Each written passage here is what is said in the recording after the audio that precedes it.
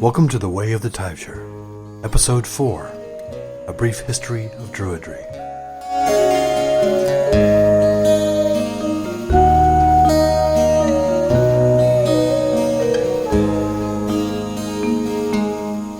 Although there are some who might disagree, it is my personal belief that the Druids were the shamans of the Celtic people. This would hopefully be obvious to anyone who studies Celtic lore and history in depth. Our order began as a Druid order, and as such we have, over the years, pieced together a great deal of Celtic shamanism from what we have learned from what others wrote about the Druids. Druidry saw its re-emergence as a spiritual path nearly 3 centuries ago.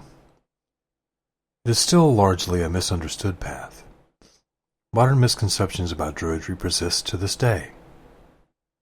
One of these misconceptions is that since all known Druids died out centuries ago, there can be no Druids today. While it is true that many Druidic practices disappeared with the coming of Christianity and the Roman Empire, it is probably also true that some of the practices of Druidry were absorbed into Christianity. For example, the custom of hanging mistletoe at Christmas. In either case, Druid reconstructionists painstakingly research historical and archaeological records to discover what ancient Druids may believe and have practiced. This knowledge is then usually incorporated into the body of practice of modern Druidry. In the 18th century, largely because of a renewed interest in archaeology in the wake of the Enlightenment, a revival of Druidry began. This revival was inspired by the works of authors like John Aubrey, John Toland, William Stukeley, and Edward Williams. In particular, Edward Williams spearheaded the Druid revival in Wales and England. Williams is better known by his Druid name, Iolo Morganwg.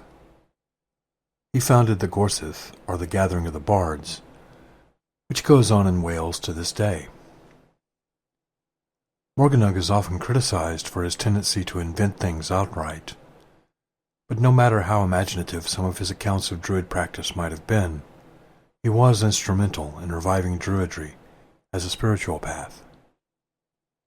His seminal work on the subject is the Bardus. Although Druidry has been enjoying a revival for the past 3 centuries, there is no known straight-line descent from ancient to modern Druidry, just as there is no straight-line descent from ancient to modern times in religions like Christianity and Islam. This doesn't mean that Druidry is not a legitimate belief system for modern followers of the path. There are thousands of people today who call themselves Druids, perhaps even millions, and who practice variations of a nature-centered spirituality.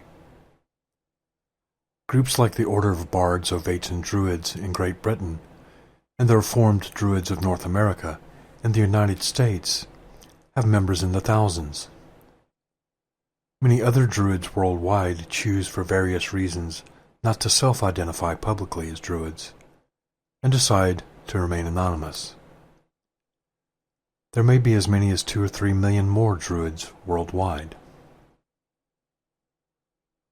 There are probably as many types of Druidry as there are Druids. Some are polytheistic, some are pantheistic, and some are agnostic or even atheist. Some believe that gods and goddesses exist as a real separate entity, and others see gods and goddesses as archetypal energies. I began the Druid path in the late 1970s. Back then there was no internet. Finding information on paganism was difficult, and finding information on Druids was nearly impossible. That didn't stop me from experimenting with Druidry and shamanism. Our grove cobbled together a system of knowledge and wisdom piece by piece from what we learned from shamanic journeying and the inspiration of the Imbus or the Alwyn. In the early days, we were an insular group, having little contact with Druid groups outside of our own. As paganism and Druidry continued to grow and spread, we began to make contact with other groups. As we gathered with these other groups to exchange information and to learn from each other, much to our surprise, we soon discovered that much of what we created had also been replicated by these other groups. They had experienced eerily similar things in their journeys to the other world.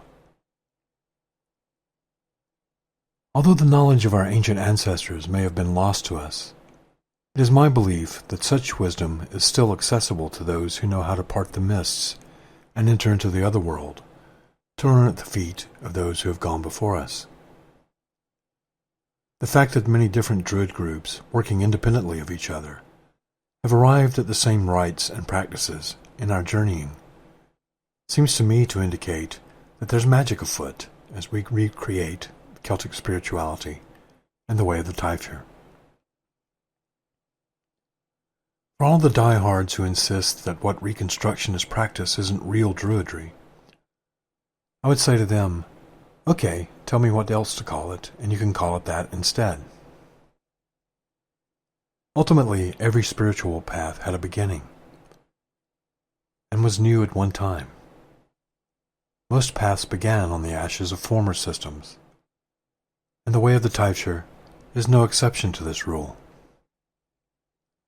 Focusing too heavily on what ancient Druids might have practiced, to me, is missing the point. Any spiritual path that does not change and adapt with the times is a stagnant and dead or dying path.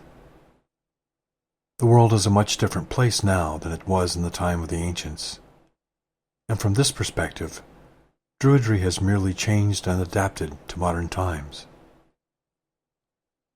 This is why the Order of the Taibhsear includes information from revivalists like Iolo Morganwg and Robert Graves, who is the author of The White Goddess and created the Celtic tree calendar.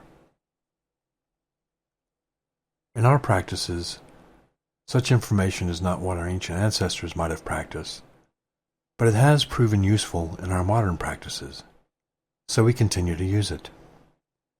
We have a tradition in our grove that if you do it more than 3 times, it's a tradition. This is also the reason that we changed from a Druid order to the Order of the Taibhsear in 2015. As Druidry continues to solidify in the modern world, we found that the definition was becoming too restrictive and dogmatic. So we changed the name of the order to reflect our more eclectic and inclusive approach. It is our belief that the age of an idea or the origin of an idea shouldn't be the only criteria used to determine the idea's validity and utility. Some people prefer the label Neo-Druid for contemporary Druids because there's no straight line lineage between ancient and modern Druidry.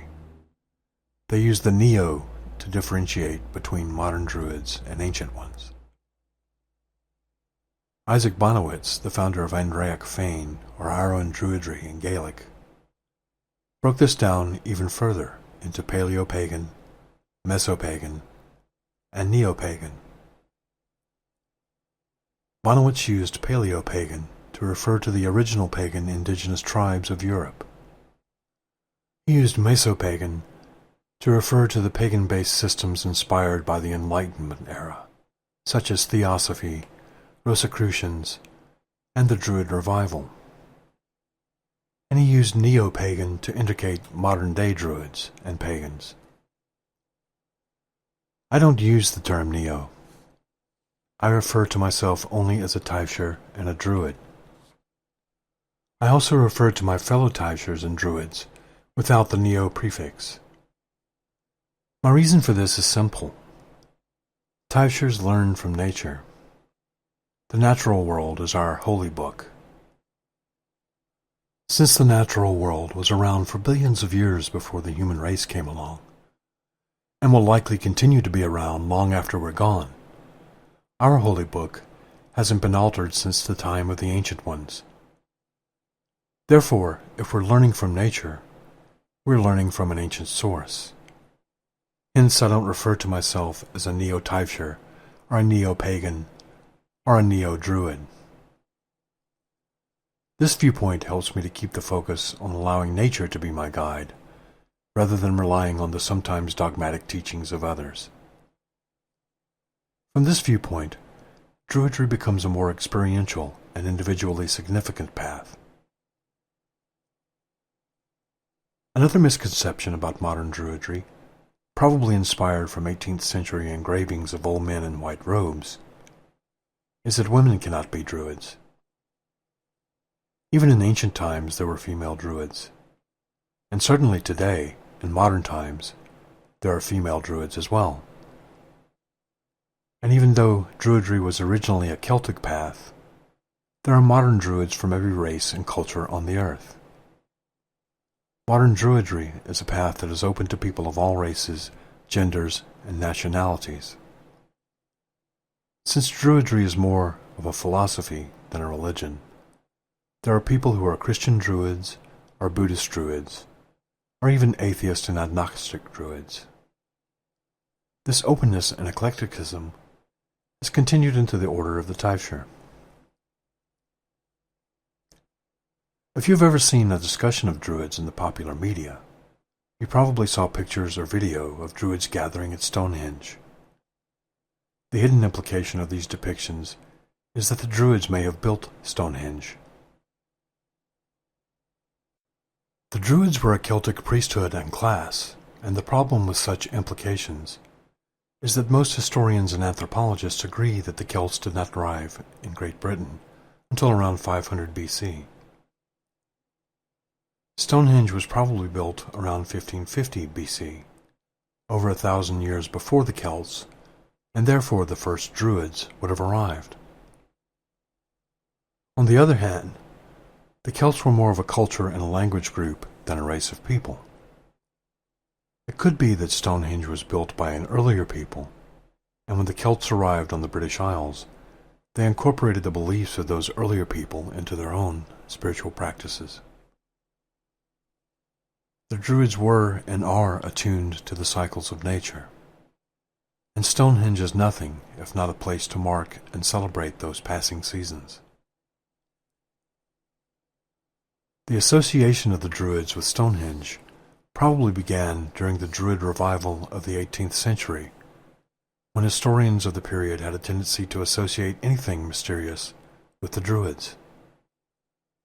This association may or may not have been erroneous. Time will tell as more archaeological evidence becomes available. What is certain is that the modern pairing of the Druids and Stonehenge has now been indelibly stamped into the collective consciousness. This can be demonstrated by the fact that modern Druids celebrate the solstices at Stonehenge. Some Druid groups have even replicated these enigmatic stone circles in places as diverse as Washington State, Missouri, and New Zealand. One final misconception about Druidry stems from Judeo-Christian heritage, and that is the idea that Druids worship Satan. There's a tendency among many interpretations of Christianity to depict any other gods and goddesses as satanic in origin. In fact, Christianity's depiction of the devil as a horned man was taken from the Celtic horn god Cernunnos. Cernunnos, whose name means the horned one, is seen as the physical embodiment of nature in human form. He is a god associated with wildness and fertility. The early fathers of the Christian Church associated him with their devil in order to discourage pagan practices. Celtic spirituality and paganism in general have no concept of Satan. The Taibhsear path does not divide the universe up neatly in black and white, good versus evil terms. While many Taibhsears honor Cernunnos, in our practice he is not associated with evil. Instead, he is the bringer of prosperity and joy, the guardian of the forest, and the lord of the wild hunt. So who were the Druids, and who are they today? The earliest known reference to a people called Druidae was by the Greek author Soton of Alexandria, around 200 BC.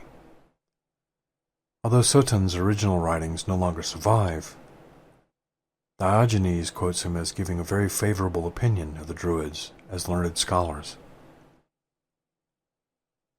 Julius Caesar also mentioned the Druids in the Gallic Wars, written around 50 BC. In this work, Caesar tells of Druids practicing human sacrifice by burning victims alive in a giant wicker man. Since Caesar was attempting to conquer the Gauls at the time, many scholars questioned the accuracy of this claim. It may be true that the Gallic Wars was nothing but propaganda, at least in Caesar's account of the Druids. It is also true that many cultures throughout the world at the time, including the Romans, practiced human sacrifice of one sort or another. Attempting to judge cultures of the past through modern eyes is futile without a full understanding of the historical context. Whether or not it was true that the ancient Druids practiced human sacrifice, it is certainly not true of today's Druids. What does the word Druid mean? Strabo and Pliny the Elder claim that this word derived from the Greek word for oak, which is druis.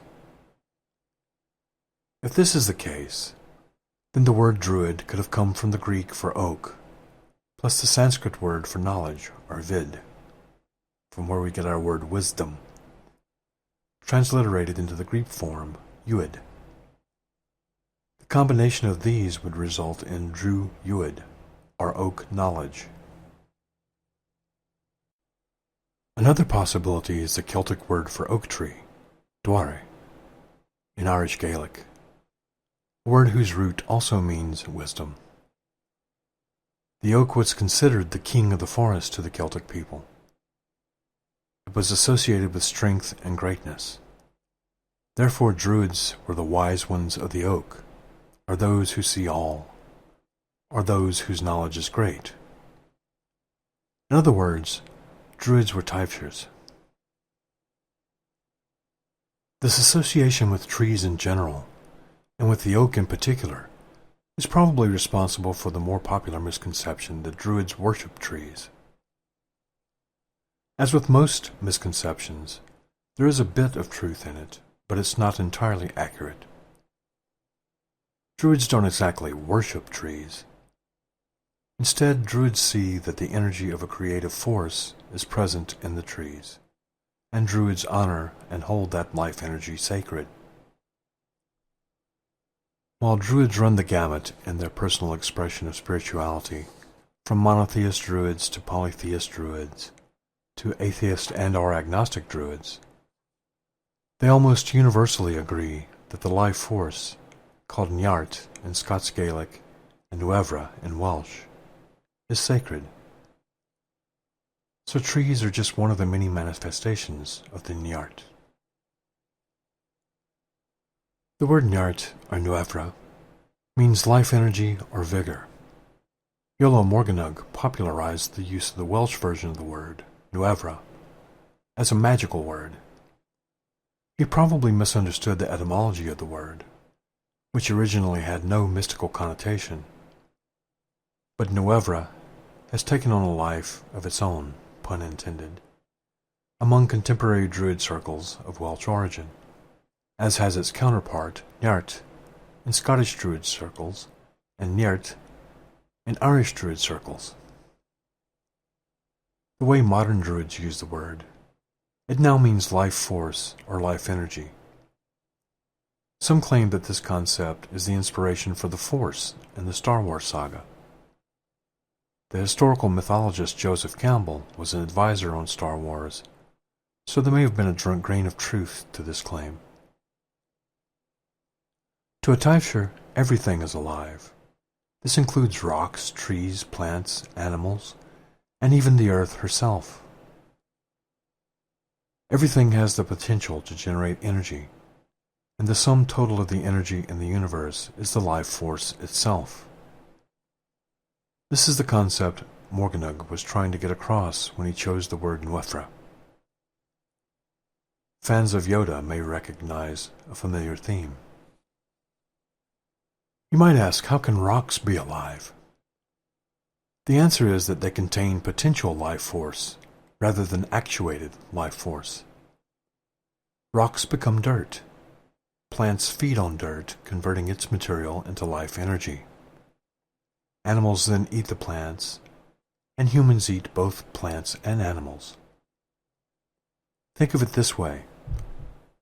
If you take a vitamin pill as a mineral supplement, those minerals came from the rocks. At what point in the digestive process does that mineral cease to be an inanimate object and become alive by being a part of you? One of the deeper mysteries of the way of the Taibhsear is that we are all interconnected. A quote attributed to Chief Seattle says that what we do to a part of the web of life, we do to ourselves. This is because we are all connected, including our four-legged brothers and sisters. This is sometimes expressed in Wicca as the threefold law, or the rule of threes. What you do comes back to you threefold. When a Taibhsear talks of magic, he or she is referring to the use of Njert to achieve a desired end. One of the shades of meaning of the word is the idea of weaving. We are energy weavers, so Taibhsears are those who weave the life force to evoke changes within themselves.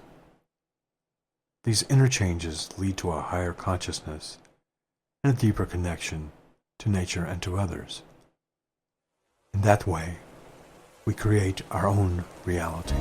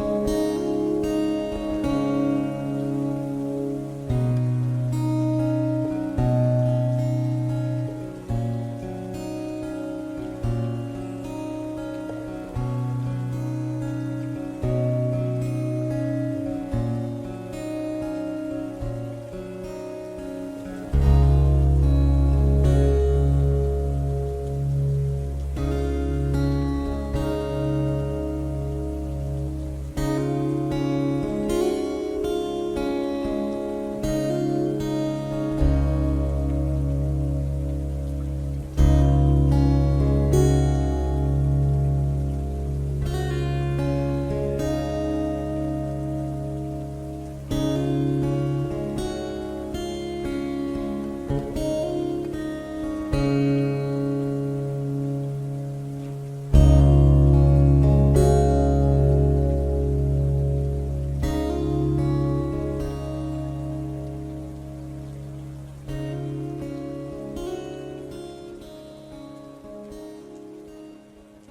Druidry began as a religious and spiritual path of the ancient Celtic peoples of Europe, modern Druids and Taibhsears come from all races and cultures.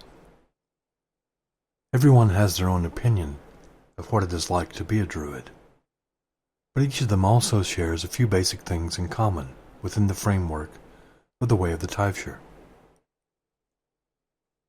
If you could distill these characteristics down into a few principles shared by all Druids, you would probably come up with something that the Order of the Taibhsear calls the Four Sacred Pillars. These four sacred pillars are 1. Reverence for nature and for our ancestors.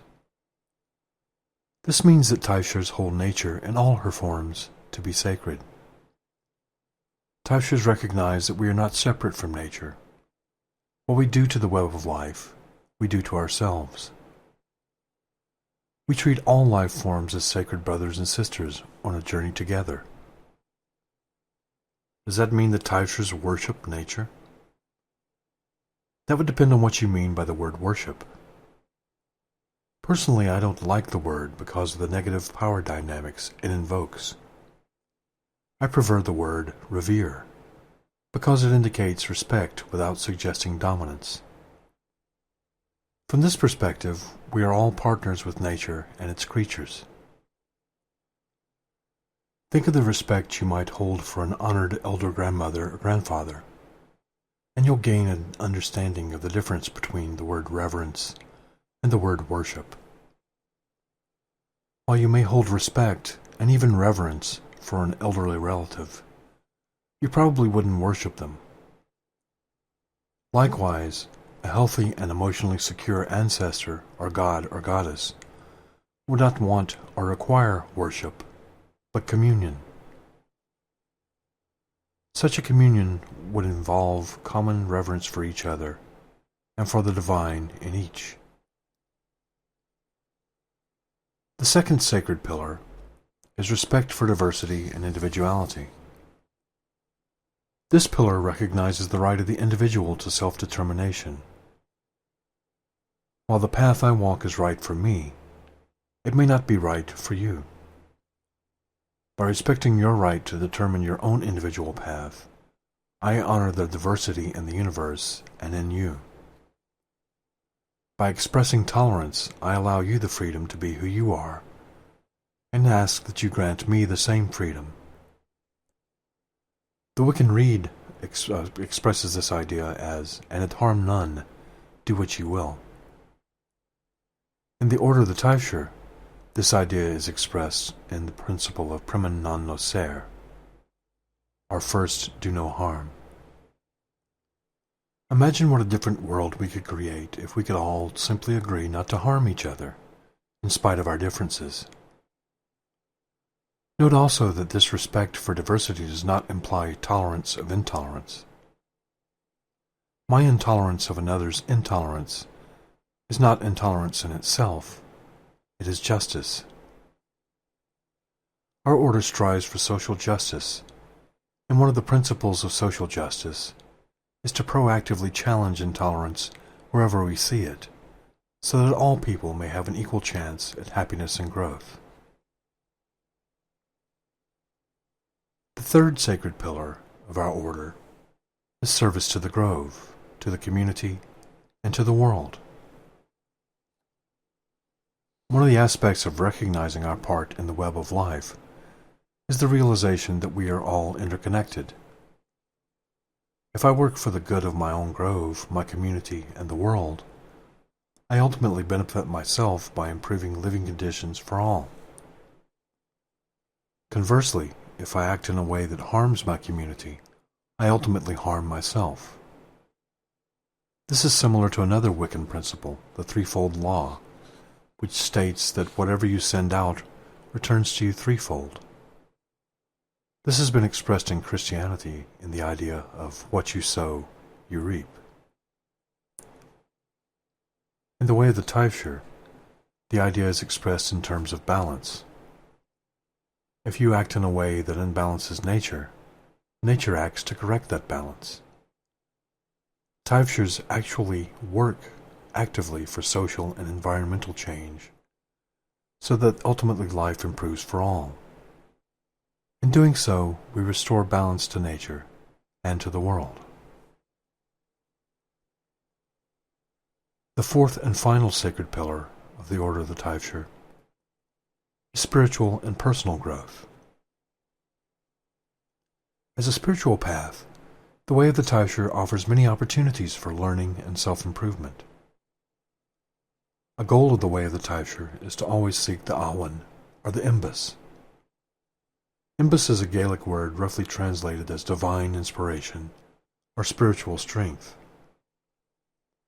It is known in Welsh as awen. The imbus is the means by which we seek the beauty of the world around us. It is also the inspiration that leads us to seek visions and to walk into the other world. From a Taibhsear's perspective, knowledge and inspiration go hand in hand. Where knowledge meets inspiration, there is wisdom.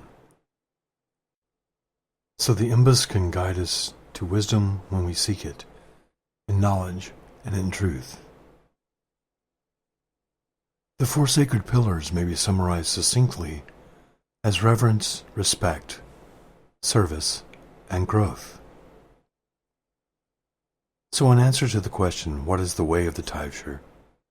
I would say that if you have a deep respect for nature and for our ancestors, and an abiding love of diversity and individual freedom, and if you're interested in personal growth, and if you would like to use these interests for the betterment of yourself, your community, and the world at large, then the way of the Taibhsear just might be the path you're seeking.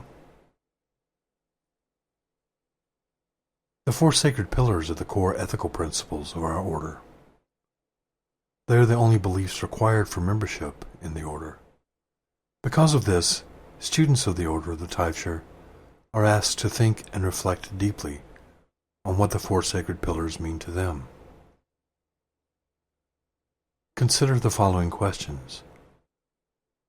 You may wish to answer these questions in your own journal or your own blog if you have one. In what ways do you show reverence for nature, for your ancestors? In what ways do you show respect for the diversity and the individuality that you find in your life? Are there any challenges you face in this area? In what ways do you serve your grove or your circle, assuming you have one? How about your community and the world at large? In what ways do you seek spiritual and personal growth?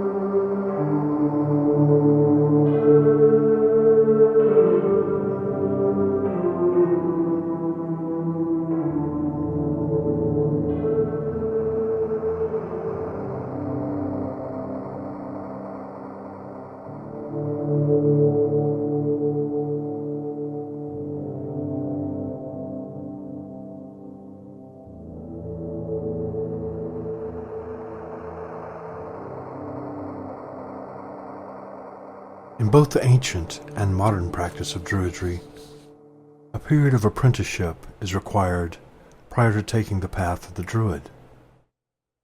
This is also true of the Order of the Taibhsear. The way of the Taibhsear is a lifelong path, and as such requires a lifetime of dedication. Such a commitment is not a decision to be taken lightly. Because of this, many Druid and pagan groups require a period of reflection on what it means to be a Druid before accepting a dedicant into full membership. Brehon law, the code of laws used by Ireland during the Gaelic period, prescribes a year and a day of consideration before making many major decisions, and many Druid orders adhere to this rule. Our order is no exception. The exercises and meditations in this podcast are designed to be completed over a period of a year and a day. During this year, you will spend time learning about the trees and the plants of the Ogham, and following the earth path, and following the sun path, and following the moon path. You will also have the opportunity to celebrate the Wheel of the Year by participating in all 8 of the high days of the Wheel in the sun path. Finally, you will be able to reflect on your own inner spiritual journey by completing the exercises in the moon path in coming podcasts. At the end of this year-long series in this podcast, you will have a good basic understanding of what it means to walk in the light of the Taibhsear path. If at the end of this year you find that the way of the Taibhsear is the path for you, you'll be given information on how to self-initiate are to join the order. Be aware that if you're interested in joining a particular order, each has its own path for dedicants, so they may not accept the work you do with the Way of the Taibhsear. If you're particularly interested in the Order of the Taibhsear, then the work you do in the following year of this podcast will give you a good basic grounding in our ways and our teachings. The Order of the Taibhsear is especially geared toward those who choose a solitary path. The Way of the Taibhsear tends to be more solitary, although we do get together on occasion as well. Since many contemporary pagans of all stripes tend to follow a more solitary path, largely due to the fact that it can be difficult to find a local group since we're spread out all over the place.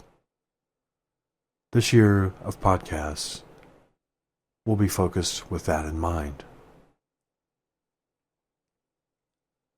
When Taibhsears or Druids get together to celebrate the high days, their groups are usually referred to as groves. A grove is the Taibhsear's equivalent of a church.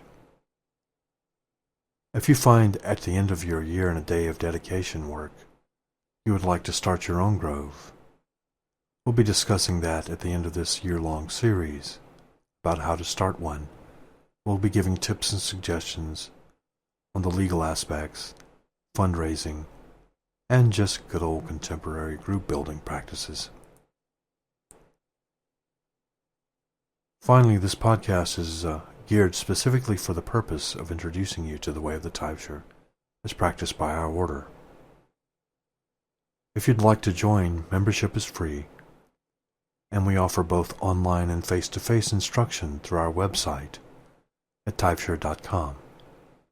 That's TAIBHSEAR.com. If you would like to join our order, you may find information on this website about us.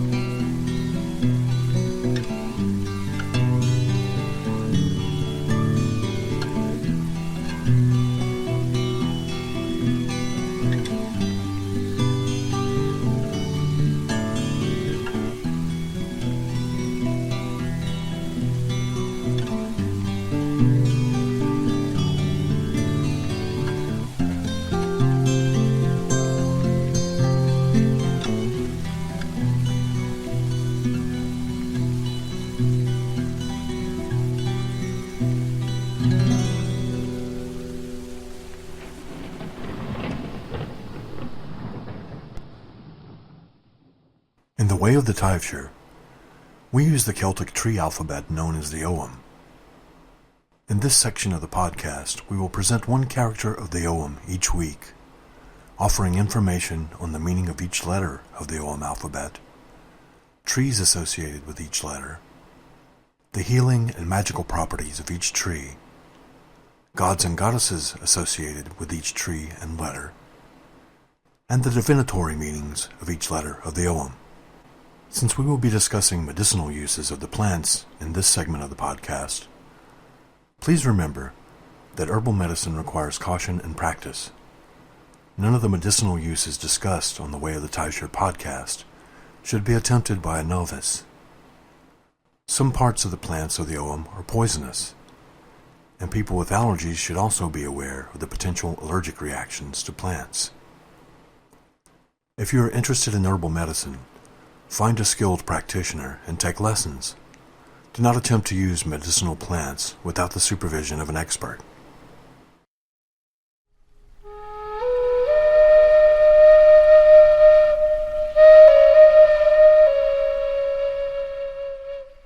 The letter L in the Ogham alphabet is represented by Luish.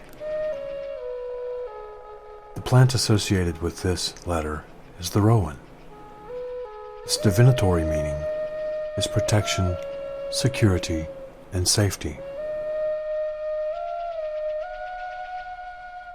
You can crush rowan bark, boil it, and save the juice to drink as a cure for upset stomach. Rowan bark is an astringent, and the juice of the rowan berries can be used as a laxative. Rowan is sometimes referred to as the witch tree. This is because there's a tiny pentacle at the bottom of each berry of the rowan. This pentacle, a symbol of the goddess, associates the rowan with feminine energy of a divine nature. Rowan grows in seemingly impossible places like rocky crags, dark forests, and sometimes even inside of other trees. This ability to grow almost anywhere speaks of its refusal to surrender. Rowan energy is the divine strength of determination and perseverance. The word rowan may have come from the Old Norse word runa, which means charm. It's the derivation of the word rune. So rowans are also associated with the powers of divination, prophecy, and protection. The Order of the Taibhsear is based in the southern Appalachians, and we use the local name of mountain ash for the rowan. In the British Isles, the rowan may be found growing in holy places in stone circles. It is possible that they were deliberately planted there to take advantage of their protective and magical power. Rowan is one of the 9 firewoods to be added to the balefire for the festival of Beltane. The 9 sacred woods of the balefire are birch, oak, rowan, willow, hawthorn, hazel, apple, grapevine, and fir. If you slice a rowan berry, it will reveal a miniature pentacle. Because of this, eating rowan berries puts you in contact with the other world and with the unconscious mind. The rowan tree is sometimes associated with the element of fire and with the sun. Irish Druids sometimes call the rowan the tree of life, or Crumbea. Rowan has been used to bless cows. First cut a rowan branch at dawn, then brush a cow's back with it. After this, decorate it with white ribbons and eggshells, and fasten it to the barn door. This protects the cow. Planting a rowan tree on a person's grave will keep that person's spirit from wandering the earth. It is said that when the warrior Cuchulainn died, a rowan tree was planted on his grave. Gods and goddesses associated with this tree and plant include Tyrannus, the god of thunder, and Briad, the white goddess.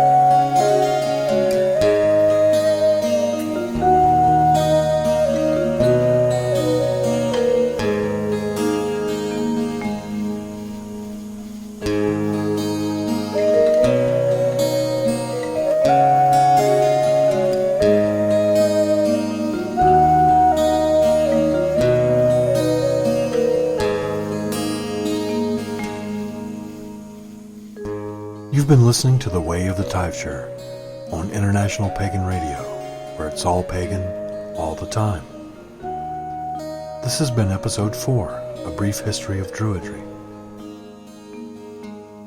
The Way of the Taibhsear is the official podcast of the Order of the Taibhsear. You can learn more about us at taibhsear.com. That's TAIBHSEAR.com. If your Grove or Circle has an upcoming event and you'd like us to feature it on the podcast, let us know. The Way of the Taibhsear is a weekly podcast. Get your information to us at least 2 weeks in advance, and we'll try to announce it for you. The Way of the Taibhsear is a podcast about Druidry and paganism as practiced by the Order of the Taibhsear. Paganism is a wide and diverse community, and we don't claim to speak for all pagans. We're always looking for interesting guests and topics. If you have a topic you'd like to hear about, or if you'd like to be a guest on the show, let us know at podcast@taibhsear.com. That's podcast at taibhsear.com. The Way of the Taibhsear podcast is sponsored by Pagan Promotions. Learn more about Pagan Promotions at paganpromotions.com. Until next time, blessings of the ancestors.